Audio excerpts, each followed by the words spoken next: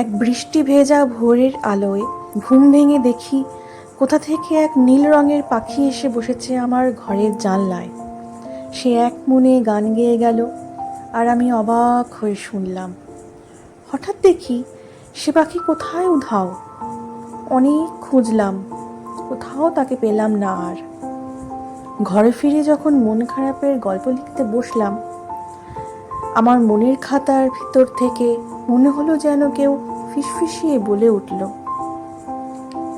মন ফকিরা মনের কথা, অচিন পাখির গান, হৃদ মাঝারে রংমহলের নীরব প্রতিদান।